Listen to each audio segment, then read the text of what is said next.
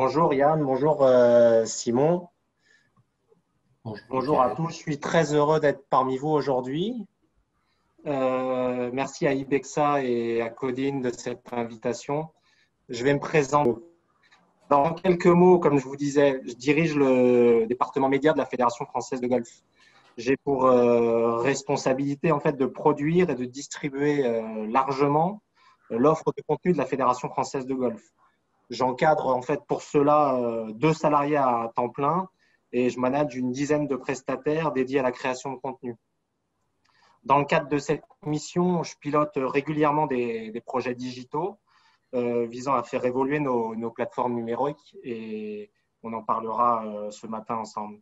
J'ai par ailleurs la mission d'assurer la relation globale avec l'ensemble des médias français, ce que j'ai mis en œuvre notamment dans le cadre de la dernière Ryder Cup. C'est un événement planétaire, le troisième événement sportif le plus médiatisé au monde.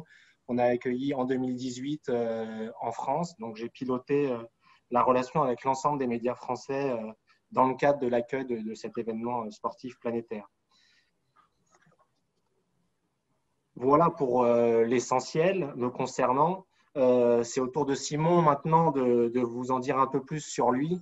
Et croyez-moi, il y a tant à dire, Simon. Oh là là, merci Michael. Alors, moi je suis Simon Yen, donc je suis un des cofondateurs de l'agence web Codéine. Je suis aussi le responsable de l'agence de Strasbourg. Donc avant tout, je suis développeur, gestionnaire de projet et je fais de l'Easy depuis 13 ans maintenant. Codéine, notre agence, donc on est une agence de conseil en ingénierie digitale open source. On est situé à Montpellier et à Strasbourg. On accompagne nos clients pour des besoins d'usine à site, de sites multilingues, d'intranet, d'extranet. On sait aussi gérer les sites à fort volume éditorial et à fort trafic. On s'appuie principalement sur on s'appuie uniquement sur des technologies open source et principalement Symfony et Easy Platform. Sinon, je pilote les projets de la FF Gold depuis presque 10 ans. On est d'ailleurs reconnaissant à Michael de nous avoir suivis depuis tout ce temps. Parce que c'est une collaboration, enfin la collaboration avec l'équipe de Michael a toujours été constructive, efficace. On a été dans des bonnes conditions pour réussir des beaux projets qui nous ont poussés vers le haut. Donc voilà, je repasse la parole à Michael qui va vous présenter les enjeux digitaux de la plateforme de la Fédération française de golf. Merci, Simon. Pour entrer dans le vif du sujet, j'ai choisi en fait d'abord de vous communiquer quelques chiffres sur le golf en France. Le golf, c'est une filière qui pèse en France plus de 1,5 milliard d'euros. Donc, c'est loin d'être neutre. J'imagine que ça peut-être surprend quelques-uns d'entre vous. Et juste pour illustrer, c'est comme je le mentionne sur cette slide, c'est plus que l'ensemble des recettes billetterie du cinéma français. Donc, c'est vraiment, comme je le disais, pas neutre. Ce chiffre d'affaires, il émane notamment de l'activité de 732 golfs qui sont répartis de manière assez homogène sur le territoire national, même si, comme vous pouvez le voir sur cette cartographie, 3 régions dominent le classement, l'Île-de-France, l'Aquitaine et le Rhône-Alpes avec plus de 90 structures. La France a connu un boom du nombre de golfs dans les années 80 90, comme vous pouvez le voir sur l'histogramme en bas à gauche. On a eu vraiment une explosion du nombre de golfs à cette période.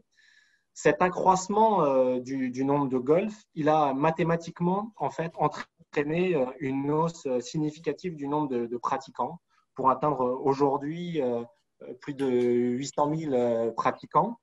Et on compte 410 000 licenciés qui sont donc membres de la Fédération française de golf.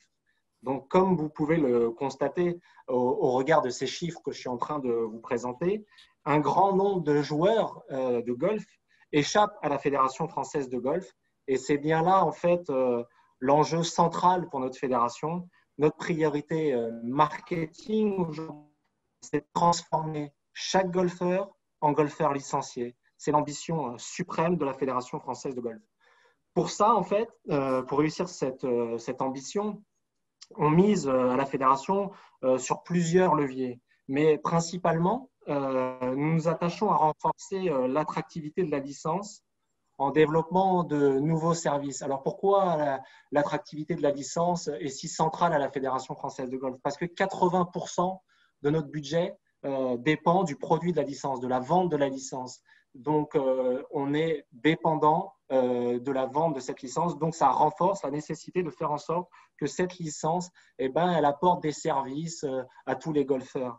Donc, on est mobilisé à 200% sur ce sujet au quotidien à la Fédération française de golf. Pour réussir en fait cette ambition, il nous faut réussir à rentrer en contact régulier avec les golfeurs pour les exposer massivement à ce qu'on met en œuvre autour de la licence, à l'offre qu'on déploie et aux services qu'on est en capacité de proposer. C'est pourquoi en fait on a décidé de miser sur des contenus et sur des plateformes numériques et sociales. Aujourd'hui, on a considéré que les contenus, enfin, c'est pas aujourd'hui, il y a un petit moment déjà, la fédération considérait que les contenus étaient le meilleur moyen enfin, si ces derniers étaient adaptés aux attentes des golfeurs et au format des différentes plateformes, c'était le meilleur moyen de pouvoir exposer largement notre offre auprès de ces golfeurs. Et aujourd'hui, on va y revenir, on est fortement mobilisé et on déploie et on mobilise beaucoup de moyens dans cette direction. Une autre de nos priorités, au-delà des contenus, ça a été d'investir pour disposer de plateformes numériques modernes et performantes. C'est la raison pour laquelle on est là aujourd'hui avec Ibexa et Codeine. Ce sont des partenaires depuis, comme le disait Simon, depuis bientôt 10 ans. Et c'était une des priorités aussi de la fédération, c'est d'avoir des outils solides pour diffuser largement et de manière efficace l'ensemble de son offre de contenu. Concrètement, qu'est-ce qu'a décidé la Fédération française de golf ces dernières années dans le prolongement de ce que je viens de vous dire? Elle a décidé premièrement en fait de créer une content factory dédiée à la production de contenu pour toutes ces plateformes, pour notre site web, pour nos réseaux sociaux. On est aujourd'hui, il y a plus, donc je le disais en introduction, il y a plus d'une dizaine de prestataires qui travaillent pour la Fédération française de golf, des sociétés de production audiovisuelle, des journalistes, des JRI, des photographes, des community managers. Donc on est vraiment, on a réuni toutes les compétences autour de nous pour pouvoir délivrer une offre de contenu de qualité. Deuxièmement, la Fédération française de golf, toujours dans cette dynamique de production de contenu, elle a cherché à renforcer son social media management.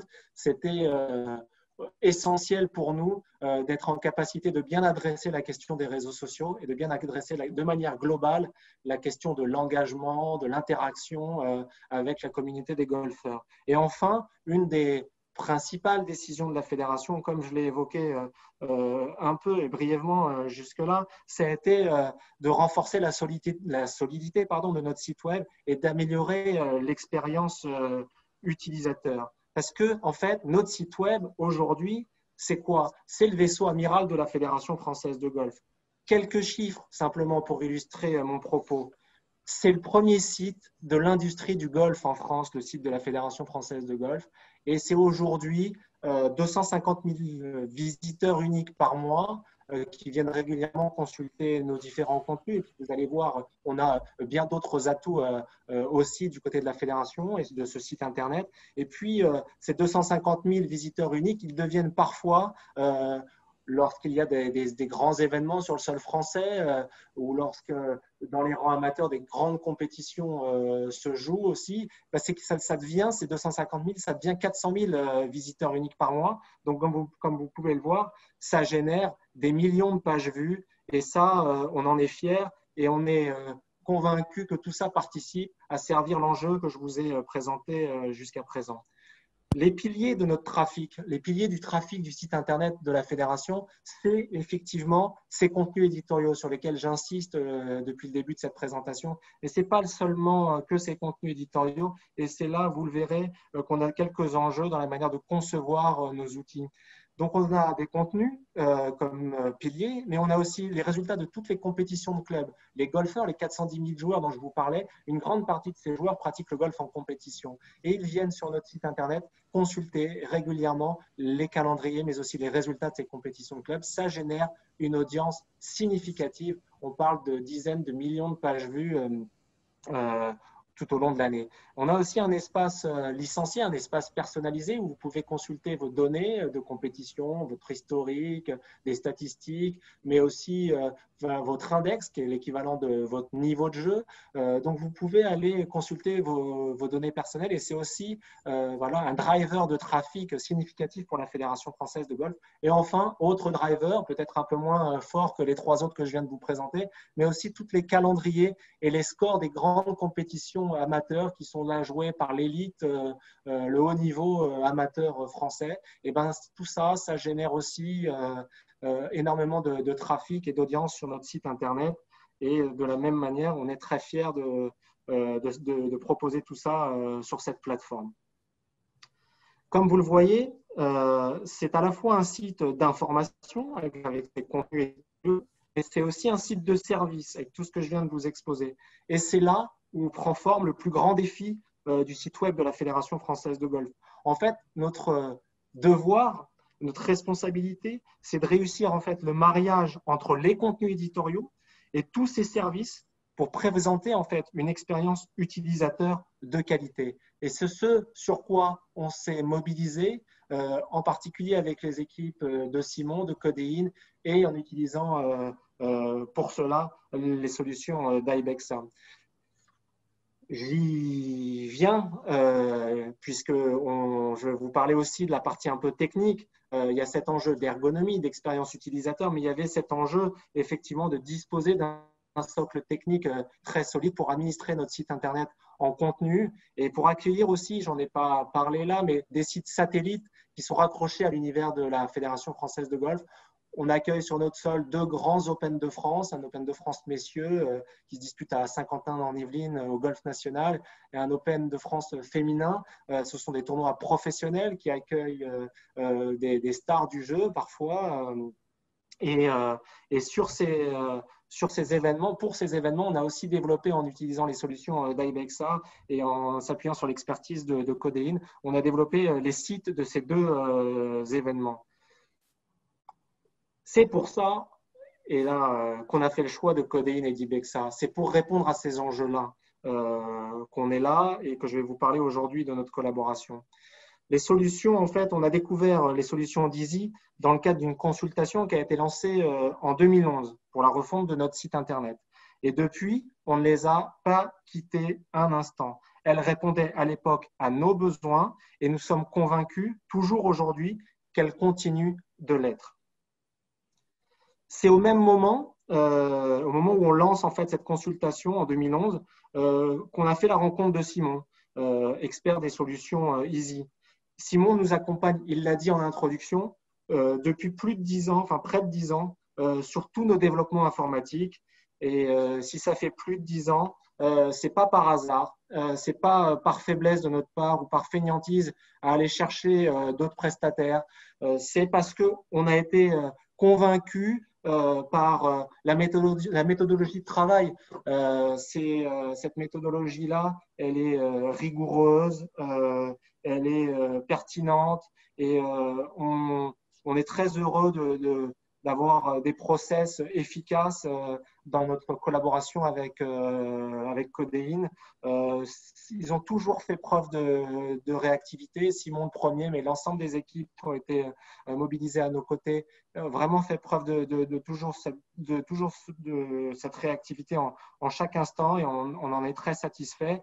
Et puis, c'est le dernier point que je vais évoquer, mais c'est important.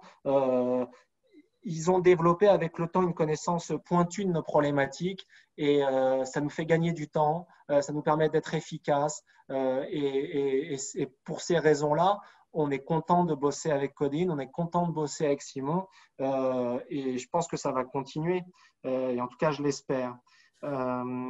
Et je trouve personnellement comme transition pour laisser la parole à Simon. Merci beaucoup, Mickaël. Bon, alors du coup, pourquoi on a choisi Easy Platform? Donc, comme tu disais, effectivement, c'est des projets qu'on fait depuis 10 ans. Donc là, je vais surtout parler de la refonte qu'on a faite en 2017 et de la prochaine qu'on va faire cette année. Donc, comme tu disais, vous connaissez bien le back-office Easy Publish depuis un moment. Donc, c'était important de maintenir ça pour les contributeurs. Nous, on savait aussi, on avait pu prouver qu'on pouvait structurer tous les types de données nécessaires sans faire des développements supplémentaires parce que dans le socle, tout était prévu pour ça. En tout cas, c'était compatible avec vos besoins. Ensuite, à l'époque, donc ça c'est un point de vue un peu plus technique, mais on jugeait que la migration vers Symfony, donc quand on est passé de Easy Publish à Easy Platform, a été faite de manière intelligente par Ibexa. Il y avait la rétrocompatibilité qui était prévue avec le Legacy et pour nous c'était très important. En 2017, on avait choisi la version 1.7 de Easy Platform avec le Legacy Bridge parce que le back-office était quand même central pour l'application web de la Fédé. On misait vraiment sur la stabilité vu la quantité de contenu. Et cette année, donc on s'apprête à faire la refonte du site de la FF Golf. On choisira bien sûr la dernière version LTS et on utilisera le back-office Easy Platform qui est arrivé largement à maturité de notre point de vue. Concernant les défis techniques, donc Mickaël en a déjà un peu reparlé, donc je l'ai représenté, mais voilà, d'un point de vue technique. Donc déjà, il fallait qu'on récupère des milliers de contenus existants, donc principalement des actualités en tout cas. Il fallait qu'on synchronise ces contenus jusqu'à la veille de la mise en ligne de la nouvelle version du site pour éviter la double contribution. Donc voilà. Il fallait qu'on récupère aussi les anciennes URL pour avoir à gérer des plans de redirection statiques. On devait également synchroniser pas mal de contenus via des API, donc pour récupérer par exemple la liste des golfs, pour récupérer les événements pour constituer des calendriers de tournois, pour récupérer des médias tels que des vidéos, des galeries photos, etc. On devait nous aussi fournir des contenus vers des applications tierces, surtout l'application mobile. Donc, il fallait qu'on puisse créer facilement des API. On devait gérer des connexions utilisateurs sur le site de la Fédération française de golf et principalement la connexion des 400 000 licenciés pour leur proposer des contenus restreints et aussi pour faire en sorte que quand ils se connectent sur le site de la Fédé, ils soient aussi connectés sur un autre site qui est l'espace licencié. Donc avoir des connexions partagées. Il fallait également prévoir des moteurs de recherche pour trouver un golf près de chez soi. Donc là, on a utilisé de la géolocalisation, de la recherche par proximité géographique. Il fallait aussi pouvoir trouver des golfs selon certains critères. Pareil pour trouver des tournois amateurs selon certains critères. Il fallait un moteur de recherche pour ça. Il y avait aussi pas mal de pages personnalisées à faire, donc construire des pages à partir d'un catalogue de blocs. Certains blocs avaient des remontées automatiques de contenu, d'autres devaient être vraiment personnalisables. Et surtout, comme le disait Mickaël avant, il fallait pouvoir créer rapidement des sites tournois en mutualisant les fonctionnalités qu'on avait déjà développées pour le site de la Fédération française de golf. Alors, quelle était la valeur ajoutée de Easy Platform pour répondre à ces problématiques? Alors, déjà la gestion de contenu via la plateforme d'expérience numérique qui nous a permis d'importer tous nos anciens contenus avec leurs URL. On a créé 130 types de contenus différents. On a également pu gérer la connexion partagée entre deux sites avec le mécanisme de Custom User Provider. Le gros point fort d'Easy Platform, c'est surtout son back-office. Donc déjà, les contenus sont organisés dans une arborescence. L'arborescence de contenu reflète vraiment ce qu'il y a sur le front. On peut lier des contenus entre eux. Il y a aussi des mécanismes, des outils pour personnaliser des pages avec des blocs, ce qu'on appelle le page builder. La gestion des relais droits, ça permet de cloisonner les actions de la… Donc, on a compté jusqu'à une trentaine de contributeurs qui accèdent au back-office. Donc, chacun a sa partie d'arborescence ou ses types de contenus sur lesquels il peut intervenir. Et surtout, on n'a pas besoin de faire de développement dans le back-office. Le back-office, il répondait à 100% du besoin de contribution. Donc, on a vraiment pu concentrer nos efforts sur le front. Ensuite, Easy, c'est un vrai bundle Symfony. C'est une vraie application Symfony. Donc, on a tous les outils Symfony à disposition. Et du coup, il y a la communauté qui offre pas mal de bundles, des exemples de code qui nous permettent vraiment de simplifier nos développements et de les rendre plus sûrs. Donc, c'est plus facile pour nous de proposer un produit qui est maintenable par une communauté plus large. Voilà, maintenant tu peux changer de slide, Mickaël, merci. C'est pas grave. Ensuite, dans Easy Platform, on peut aussi, pour absorber les forts pics de trafic, il y a une gestion des caches qui est assez fine, qui permet et qui ne nuit pas non plus à la fraîcheur des contenus, parce que des fois, on a des gestions de caches qui sont un peu agressives. Donc là, déjà, sans effort de la part des développeurs, on peut, la plateforme qui construit les pages, elle met en cache les contenus de manière automatique. Et après, nous, en fonction de la stratégie éditoriale de la Fédération française de golf, on va pouvoir affiner cette stratégie de cache pour mettre par exemple en cache des fragments de pages ou pour pouvoir quand même avoir des pages personnalisées.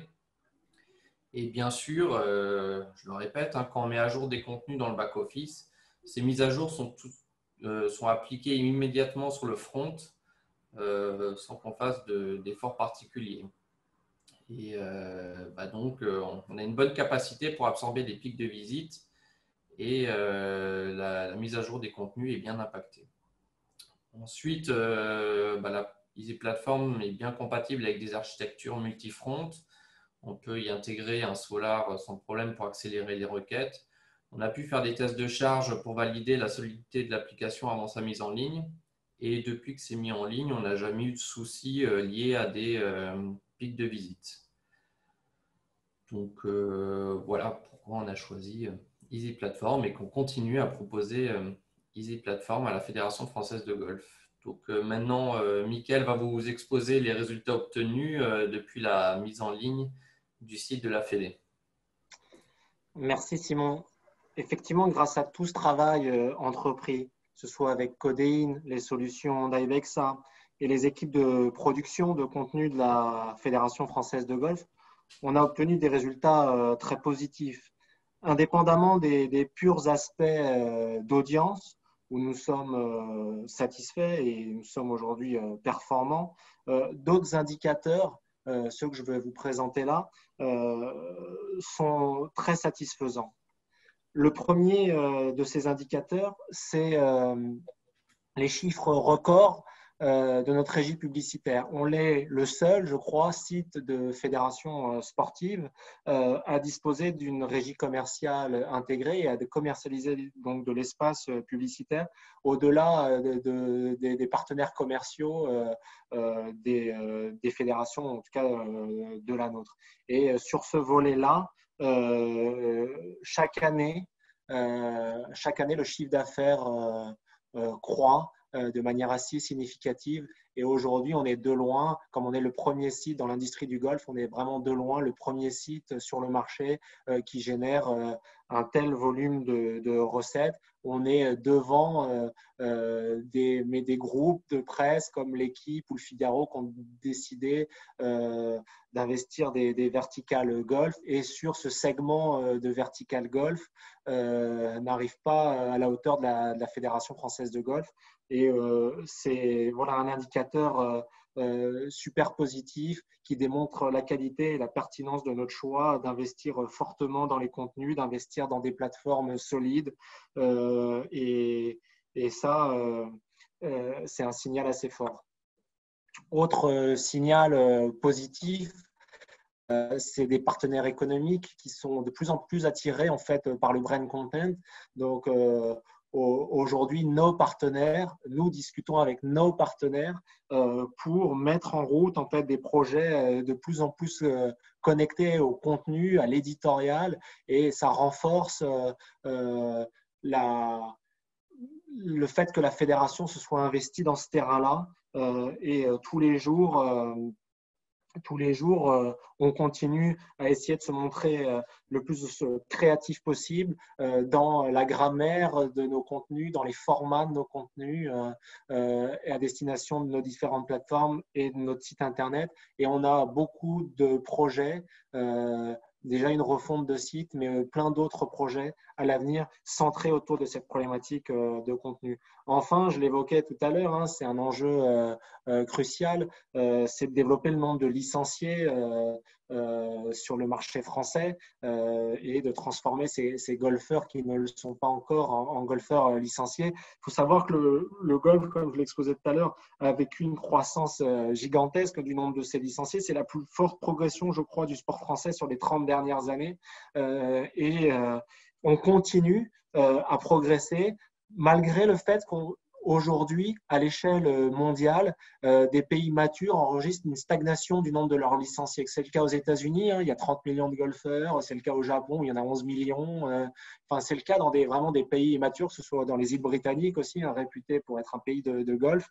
Et il y a une forme de stagnation qui s'opère parce qu'il y a une mutation des attentes. Les gens aspirent à autre chose, à une autre forme de pratique. Et le temps que le marché s'ajuste, ça a conduit aujourd'hui un peu une stagnation, attendant qu'une adaptation de l'offre qui s'opère. Et dans ce cadre-là, la fédération a quand même réussi à continuer à progresser et on est convaincu que ce qu'on a pu mettre en œuvre sur le digital autour des contenus, en déployant des plateformes solides, performantes, en faisant le choix d'outils comme ceux d'Ibexa, en travaillant avec des experts comme Codéine, voilà, on est convaincu que ça participe à faire en sorte que nous, on résiste bien et qu'on continue de progresser.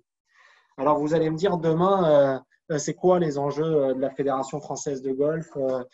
Évidemment, c'est de continuer dans cette direction, d'investir encore plus le terrain des contenus. On a quelques projets un peu confidentiels. Je suis obligé de taire devant vous aujourd'hui, mais on devrait encore plus densifier notre approche de contenu, peut-être aller sur des projets d'OTT et de compléter finalement l'offre de contenu de la fédération qui repose dans sa distribution sur un site internet puissant, sur des réseaux sociaux et sur des partenariats avec des médias importants à ce jour. Donc l'enjeu c'est ça et c'est notamment, Simon l'évoquait, une refonte qu'on va devoir entamer qui a été un peu freinée par la crise sanitaire mais qu'on devrait mettre à l'ordre du jour dès septembre de cette année et une migration vers Easy Platform 2.5. Donc on continue l'histoire avec Ibexa, on continue l'histoire avec Codéine. Donc, bientôt, on va casser la barre des 10 ans et on pense qu'on sera encore plus fort demain à travers le déploiement de ce nouveau site Internet et de ces nouvelles ambitions autour des contenus, sachant que, et pour finir, j'insisterai sur le fait que là où encore on doit progresser, parce qu'évidemment on n'est pas parfait sur tout, c'est qu'on doit améliorer notre capacité à analyser les datas, à tracer les comportements des gens toujours mieux, à adapter notre offre à la consultation, au comportement de nos golfeurs. Et on doit améliorer notre analyse fine de tout ça grâce aux outils digitaux. Donc on a des choses à faire pour être encore meilleur demain, mais on pense qu'on est sur la bonne voie et on pense qu'on est associé aux bons acteurs pour le faire. Donc, on est optimiste. C'était le mot de la fin. Eh ben voilà un mot de la fin qui nous rend heureux dans cette période où on n'a pas toujours été optimiste. C'est bien. Très joli projet, Michael et Simon. Merci de cette présentation. Alors moi, j'avais une petite question pour finir, Michael.